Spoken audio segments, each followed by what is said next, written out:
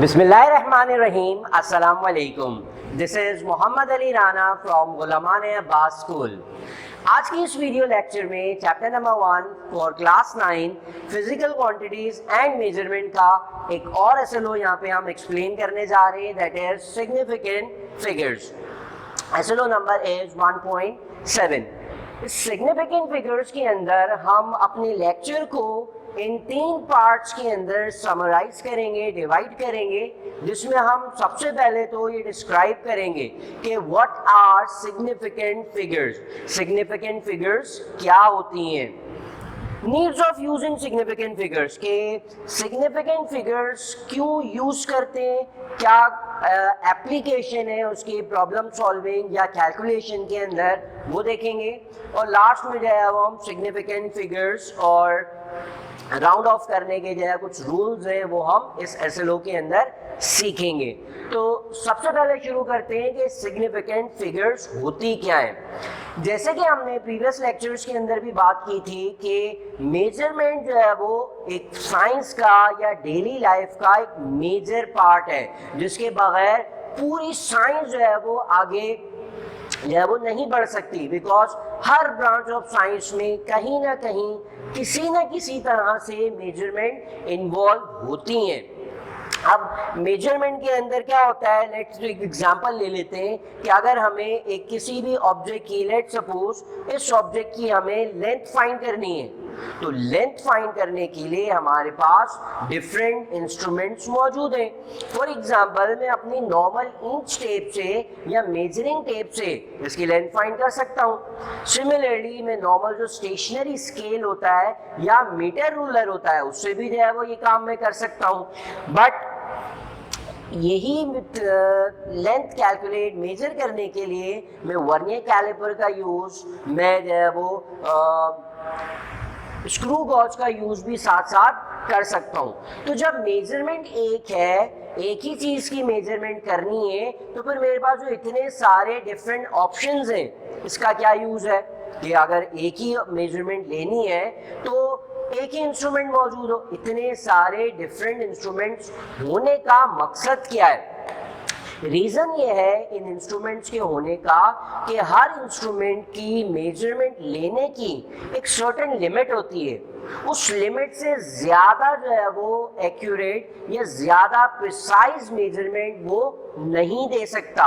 तो अगर हम इन इंस्ट्रूमेंट्स की बात करें जो अभी मैंने नाम लिए, उन इंस्ट्रूमेंट्स के दरमियान यही फर्क है कि एक इंस्ट्रूमेंट एक सर्टेन लिमिटेशन तक मेजरमेंट देता है, जबकि साथ साथ दूसरा इंस्ट्रूमेंट जो है वो उससे ज्यादा एक्यूरेट, ज्यादा प्रिसाइज मेजरमेंट देता है। तो in short different measuring instrument के होने का मकसद ये है कि वो इंस्ट्रूमेंट ज्यादा से ज्यादा प्रिसाइज एंड ज्यादा से ज्यादा एक्यूरेट रिजल्ट हमें प्रोवाइड करें। तो फॉर एग्जांपल अगर मैं इस पॉइंट ए से पॉइंट बी तक की लेंथ मेजर कर रहा हूं और लेट्स सपोज मैंने ये मेजरमेंट ली है एक मीटर रूलर से, तो मीटर रूलर से अगर हमारे पास जो मेजरमेंट आएगी, लेट्स सपोज 30.1 सेंटीमीटर, तो ये मेजरमेंट मेरे पास आ गई मीटर रूलर से। अच्छा, इसी तरह से अगर इसी जो है वो मेजरमेंट को मैं किसी और इंस्ट्रूमेंट से लूं तो उसमें फर्क क्या होगा? अगर हम इस मेजरमेंट को देखें तो इसमें डेसिमल के बाद सिर्फ और सिर्फ एक डिजिट मौजूद है। इट्स मीन ये डेसिमल, इस मीटर रूलर जो है वो डेसिमल के बाद 2 प्लेसेस और 3 प्लेसेस तक हमें रीडिंग प्रोवाइड नहीं कर सकता। मीटर रूलर की ये लिमिटेशन है कि वो डेसिमल के बाद सिर्फ एक डिजिट तक जो है वो एक्यूरेट है, इससे ज्यादा उसके अंदर एक्यूरेसी नहीं है। अगर यही रीडिंग हम मीटर रूलर से इस तरह से प्रेजेंट करें 1.5, तो जो रीडिंग दूसरी लिखी हुई है ये मीटर रूलर से पॉसिबल नहीं है, बिकॉज ये रीडिंग जो है वो उसकी मीटर रूलर की लिमिटेशन से बाहर है। तो ये इस एग्जाम्पल से समझ आया होगा कि डिफरेंट इंस्ट्रूमेंट्स डिस्कवर करने का या डिस्कवर करने के साथ इन्वेंट करने का रीज़न यही होता है कि हमें अपनी मेजरमेंट्स को ज़्यादा से ज़्यादा एक्यूरेट बनाना है। इसी चीज़ को एक और एग्जांपल से देख लेते हैं कि बहुत टाइम पहले मेजरमेंट के लिए क्या करते थे, हैंड्स का यूज करते थे कि अगर हमें मेजर करना है तो हम सिर्फ अपने हाथ से मेजर कर लेते थे कि यहाँ से लेके यहाँ तक 1 हैंड का डिस्टेंस, देन यहाँ से लेके यहाँ तक 2 हैंड्स का डिस्टेंस। तो डिस्टेंस मेजर करने के लिए स्टेप्स काउंट करके या हैंड की लेंथ के हिसाब से जो है वो लेंथ को मेजर करते थे। बट जैसे जैसे एडवांसमेंट आती गई साइंस के अंदर, मेजरमेंट जिस तरह से हमारी डेली लाइफ का पार्ट बनती गई, तो उसके बाद से जो है वो फिर scientist different methods, different instrument use करने लगे ताकि हम अपनी मेजरमेंट्स को और ज़्यादा से ज़्यादा प्रिसाइज कर सकें। तो इस एग्जाम्पल से जो है वो मैं सिग्निफिकेंट फिगर्स को डिस्क्राइब करता हूँ कि सिग्निफिकेंट फिगर्स का मतलब है कि किसी भी मेजरमेंट के अंदर जो total number of precise digits हैं या एक्यूरेट डिजिट्स हैं, उन डिजिट्स को सिग्निफिकेंट फिगर्स कहते हैं। अब हमारी मेजरमेंट के अंदर जितने ज़्यादा नंबर ऑफ सिग्निफिकेंट फिगर्स होंगे, हमारी जो मेजरमेंट है वो उतनी ज़्यादा एक्यूरेट होती जाएगी या उतनी ज़्यादा प्रिसिशन की तरफ हम जा सकते हैं।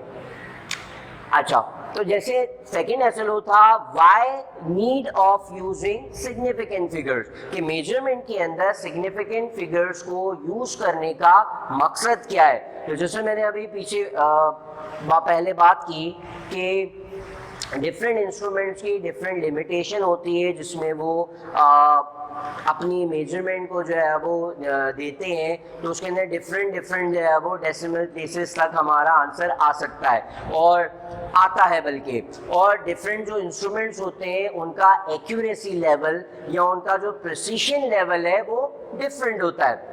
तो इसीलिए जो है वो हमें डेली लाइफ के अंदर ये सिग्निफिकेंट फिगर्स को यूज करने की ज़रूरत पड़ती है।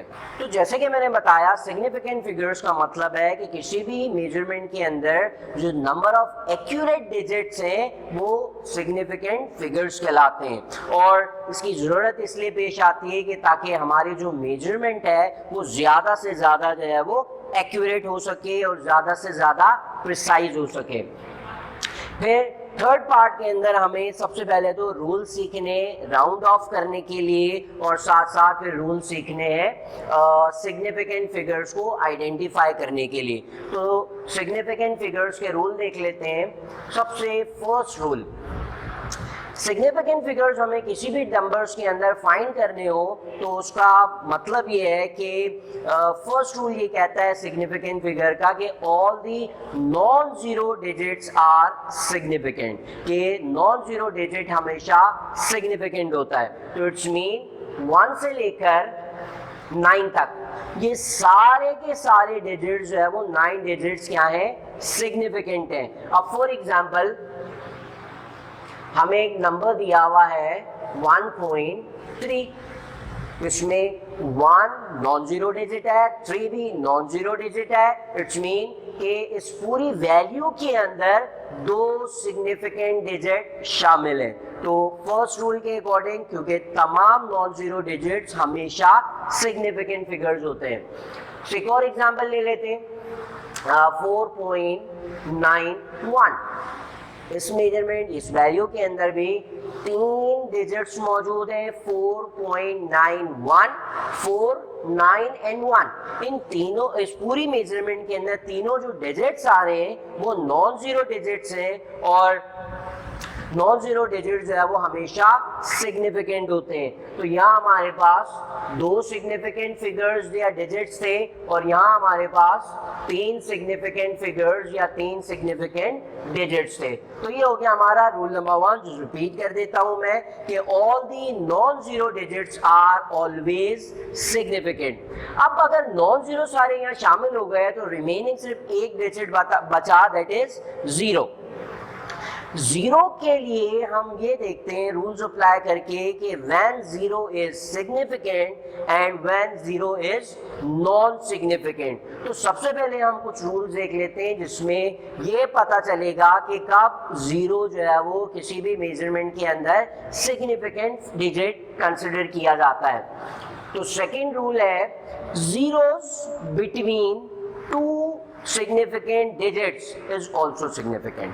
अगर जीरो किसी 2 significant digits के बीच में आ रहा हो तो ऐसा जीरो भी significant काउंट होगा।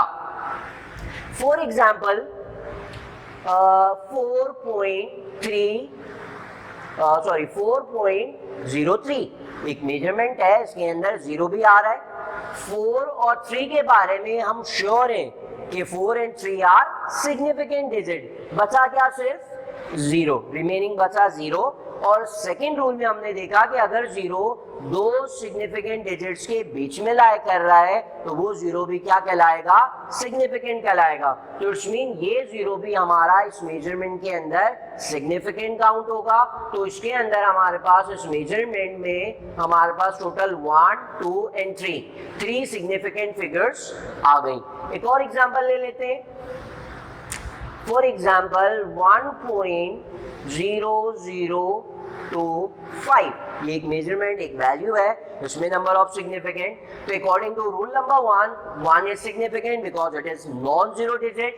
2 and 5 are significant because these 2 are non zero digits. Remaining 2 zeros that lie between 1 and 2, according to rule number 2, all the zeros that lie between 2 significant digits is also a significant digit।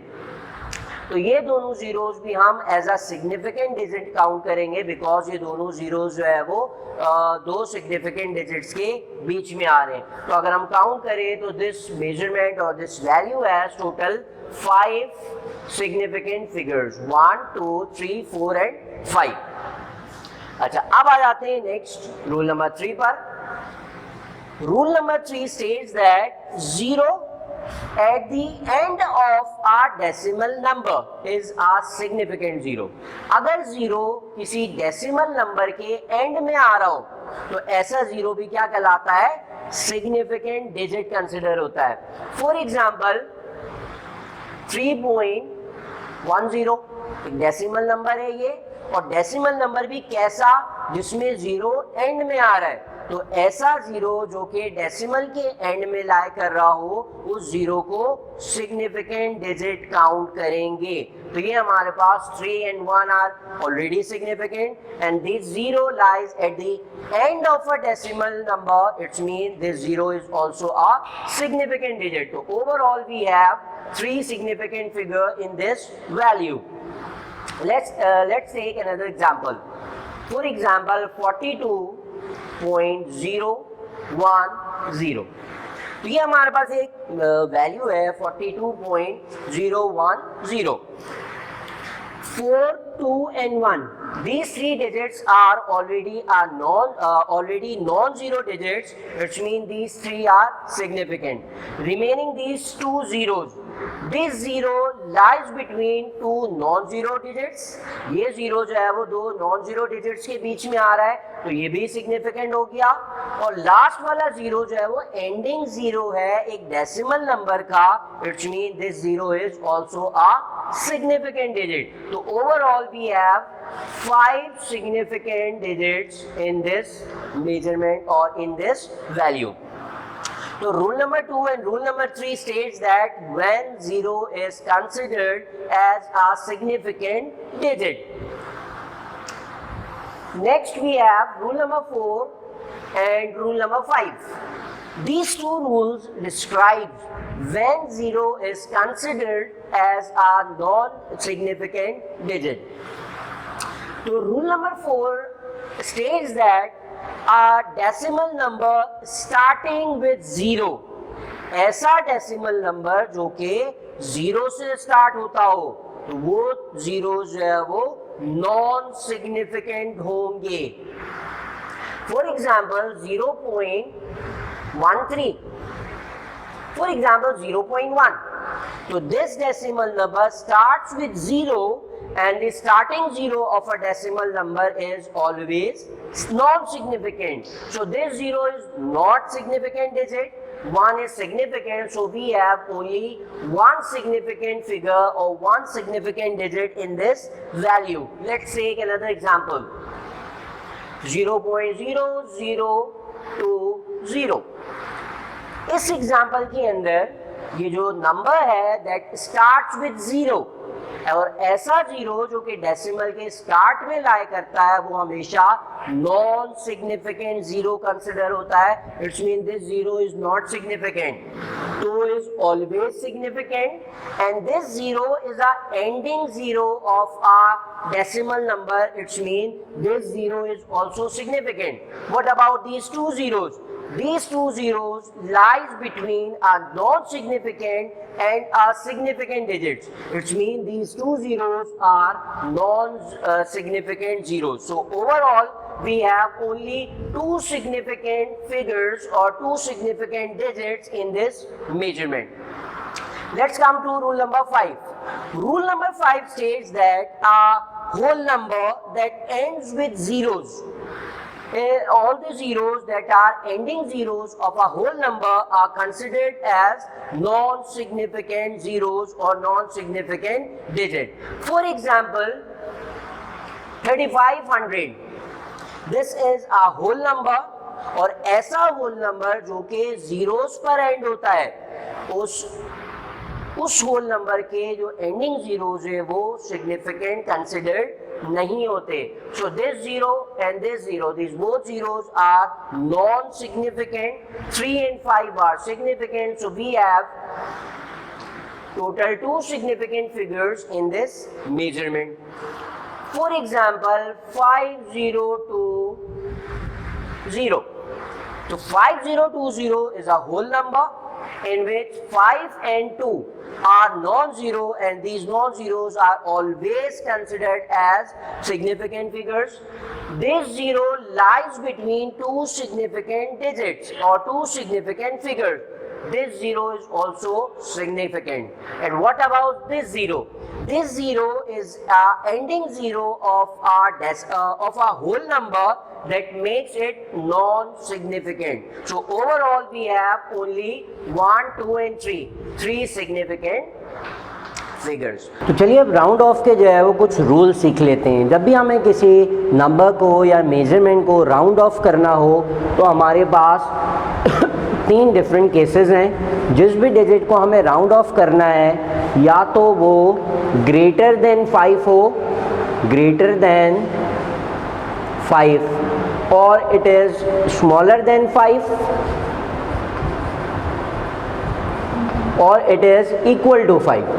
जब भी हमें किसी digit को round of करना है तो वो digit जो है वो या तो 5 से बड़ा होगा, 5 से स्मॉल होगा या इक्वल टू 5 होगा. तो सबसे पहले देख लेते हैं कि अगर किसी डिजिट को हम राउंड कर रहे हैं तो वो डिजिट अगर ग्रेटर देन 5 है तो हम क्या करेंगे, उस डिजिट को राउंड करके उसके प्रीवियस डिजिट के अंदर हम 1 प्लस कर देंगे. For example 3.48. अगर हमें लास्ट डिजिट को राउंड करना है 8 को, इट इज़ ग्रेटर देन 5, तो हम इसको राउंड करके 3.5 कर देंगे. इसी तरह से 0.039. अगर इस एग्जाम्पल के अंदर हमें लास्ट डिजिट को राउंड करना है तो उसको राउंड करने के बाद जो है वो उसके प्रीवियस डिजिट के अंदर 1 प्लस कर देंगे. तो ये हमारे पास 2 डेसिमल प्लेस और ये 1 डेसिमल प्लेस में राउंड ऑफ हो गया. इसी तरह से अब देख लेते हैं कि अगर डिजिट स्मॉलर देन 5 हो तो स्मॉलर देन 5 के केस के अंदर हम डिजिट को राउंड तो कर देते हैं बट उसकी वजह से उसके प्रीवियस डिजिट के ऊपर कोई फ़र्क नहीं पड़ता। फॉर एग्ज़ाम्पल 3.42, अगर यहाँ हमें 2 को राउंड करना है तो बिकॉज 2 जो है वो लेस देन 5 है तो हम इस 2 को डायरेक्टली राउंड कर देंगे और उसको राउंड करने से इस पर कोई फ़र्क नहीं पड़ेगा, तो it will be round off as 3.4। Similarly एक और एग्जांपल देखते हैं 0.091। तो अगर हमें इस फिगर को राउंड ऑफ करना है तो इस 1 को राउंड ऑफ करेंगे बिकॉज 1 लेस देन 5 है तो कोई इफेक्ट नहीं पड़ेगा इसके प्रीवियस डिजिट के ऊपर, तो it will be round off as 0.09। अब आ जाते हैं कि अगर कोई डिजिट इक्वल टू 5 हो तो हमें क्या करना है। अगर इक्वल टू 5 हो तो 2 केसेस हैं, हमें ये देखना है कि 5 को अगर हम राउंड कर रहे हो तो 5 से पहले वाला डिजिट इवन है या ऑड है, इवन ऑड। अगर 5 से प्रीवियस डिजिट ऑड हो तो हम राउंड ऑफ करते हुए उसके अंदर +1 करके उसको इवन बना देंगे। अगर ऑलरेडी इवन है तो हम उसमें कोई चेंज नहीं करेंगे। फॉर एग्जाम्पल 4.35, तो यहाँ हमें 5 को राउंड करना है, तो 5 को राउंड करने के लिए हमें उससे प्रीवियस डिजिट को चेक करना है कि वो इवन है या ऑड है। तो इस एग्जांपल के अंदर 5 से प्रीवियस वाला जो डिजिट है वो ऑड है, इसलिए जब हम राउंड ऑफ करेंगे तो इसके अंदर +1 कर देंगे तो हमारे पास राउंड ऑफ होके ये 4.4 हो जाएगा।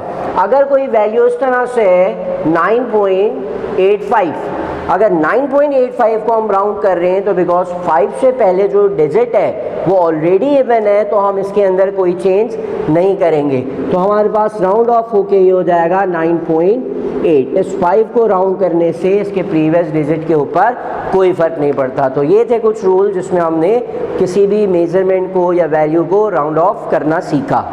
अब आ जाते हैं SLO के लास्ट पार्ट की तरफ जिसमें हमें इन सिग्निफिकेंट फिगर्स और राउंड ऑफ के जो रूल्स हैं उसको अप्लाई करना है। तो हमारे पास यहाँ क्वेश्चन मौजूद है, the density of a metal alloy is 5.20 grams पर ml if the volume of the metal is 5.214 ml, find the mass of the metal. तो हम डेटा फॉर्म कर लेते हैं। हमारे पास डेंसिटी गिवन है दैट इज 5.20 ग्राम्स पर ml and the volume of the metal alloy is 5.214 ml and we know that हमें mass calculate करना है और मास के लिए फॉर्मूला है डेंसिटी मल्टीप्लाई बाय वॉल्यूम। तो क्वेश्चन बिल्कुल सिंपल नज़र आ रहा है कि डेंसिटी की मेरी वैल्यू वॉल्यूम की वैल्यू मल्टीप्लाई कर देंगे तो हमारे पास मास कैलकुलेट हो जाएगा, बट हमें ये जो कैलकुलेशन परफॉर्म करनी है वो according to the rules of significant figures and according to round off के रूल्स के अकॉर्डिंग करनी है।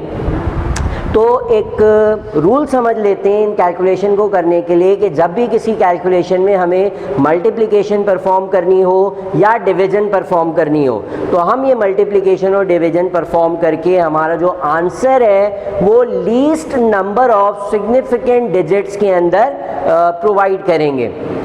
तो यहाँ अगर हम देखें 5.20, यहाँ हमारे पास टोटल मौजूद हैं 3 सिग्निफिकेंट फिगर्स जो कि हमने इस क्लास के स्टार्टिंग के अंदर रूल सीखे थे। 5, 2 and 0 3 सिग्निफिकेंट डिजिट्स हैं। 5.214 इसके अंदर हमारे पास 4 सिग्निफिकेंट फिगर्स या 4 सिग्निफिकेंट डिजिट्स मौजूद हैं। तो अकॉर्डिंग टू रूल मल्टीप्लिकेशन और डिवीजन दोनों में हमारा जो आंसर है फाइनल रिजल्ट है वो least number of significant figures के अंदर होना चाहिए। So least number of significant figure is 3। It's mean हमारे आंसर के अंदर 4 सिग्निफिकेंट 5 सिग्निफिकेंट नहीं हो सकते, 3 सिग्निफिकेंट फिगर्स के अंदर हमें अपना आंसर देना है। तो अगर हम इसको कैलकुलेट करें डेंसिटी की value 5.20 multiply by 5.214 5.20 multiply by 5.214 214. The answer will be 27.1128, but this is not the required answer जो हमें चाहिए, because हमारा answer least number of significant figures में होना चाहिए. यहाँ पे 1 2 3 4 5 6 डिजिट 6 सिग्निफिकेंट फिगर्स मौजूद है. हमें इसको राउंड ऑफ करना है टू 3 सिग्निफिकेंट फिगर्स. तो अगर हम 8 को राउंड करें, राउंड ऑफ के रूल्स रिकॉल करते हैं, 8 को राउंड करने के लिए हम इसको ऐड कर देंगे यहाँ पर. So our value will be 27.113 because 8 is greater than 5.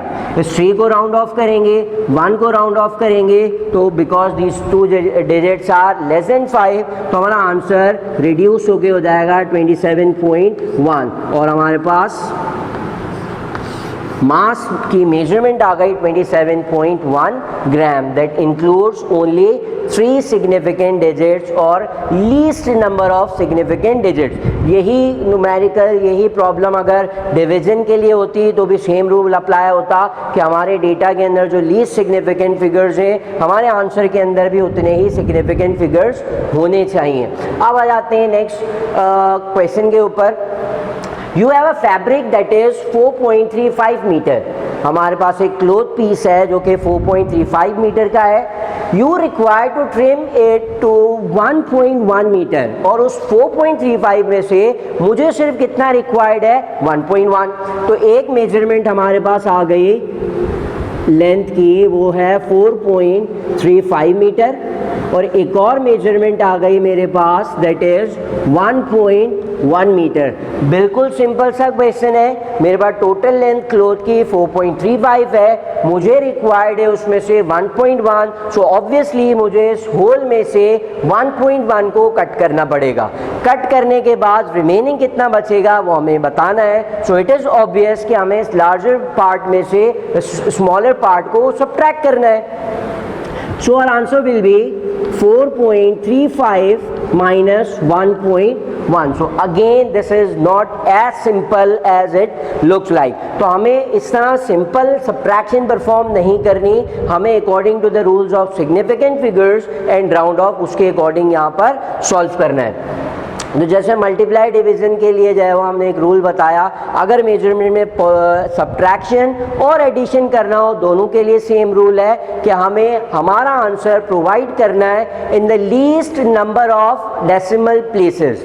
तो अगर हम इसको देखें तो we have only 2 decimal places, और in this measurement we have only 1 decimal place. यहाँ डेसिमल के बाद 2 डिजिट्स हैं, दूसरी मेजरमेंट में डेसिमल के बाद ओनली 1 डिजिट मौजूद है. तो हमारा जो आंसर है सब्ट्रैक्ट करने के बाद वो least number means 1 decimal place तक होना चाहिए. अगर नहीं है तो जैसे हमने यहाँ राउंड ऑफ किया था, यहाँ भी हम अपने आंसर को राउंड ऑफ करेंगे. तो हम सब्ट्रैक्ट करते हैं 4.35 minus 1.1. So our answer is 3.25.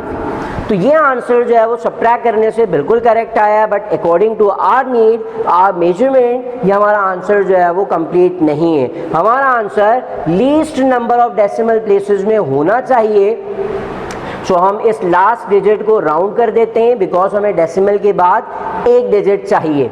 तो जब 5 को राउंड करते हैं तो 5 से पहले जो डिजिट है वो ऑलरेडी इवन डिजिट है, तो इवन डिजिट के अंदर कोई चेंज हम नहीं लाते. तो overall our answer will be 4.2 metre. तो ये हमारी रिक्वायर्ड क्लोथ होगा जो कि हम उसमें से कट करके निकालेंगे. So that was our lesson for today, जिसमें हमने इन 3 डिफरेंट टॉपिक्स को जो है वो समराइज़ किया, एक्सप्लेन किया. Until we meet again, this is Mohammad Ali Rana signing out. Allah हाफ़िज़.